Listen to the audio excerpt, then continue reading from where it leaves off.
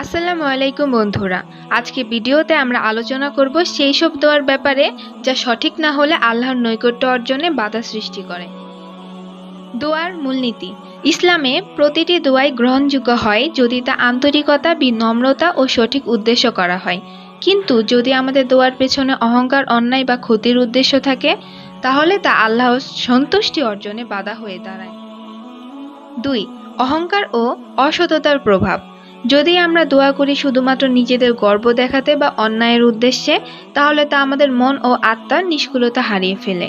ইসলামে দোয়া মানে হচ্ছে আল্লাহর কাছে আমাদের বিনম্র আবেদন প্রকাশ করা, যেখানে আমাদের হৃদয়ের গভীরতা ও নৈতিকতাই প্রতিফলিত হবে। ৩. দোয়া ও ইসলামের নীতি।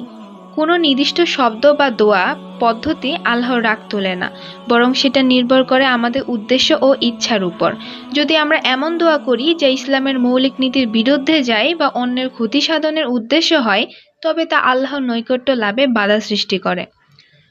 ৪. উদাহরণস্বরূপ, ধরা যাক কেউ এমন দোয়া করে যার মাধ্যমে সে অন্যকে ক্ষতি করার বা প্রতিযোগিতায় নিজেদের উঁচু দেখানোর চেষ্টা করে।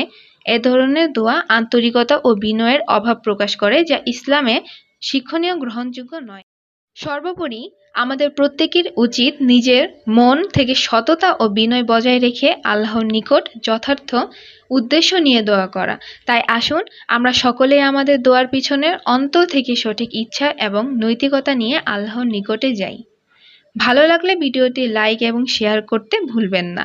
নতুন নতুন তথ্যের জন্য সাবস্ক্রাইব করুন এবং মন্তব্যে জানান আপনাদের কী ধরনের ইসলামী বিষয়বস্তু জানতে ইচ্ছুক।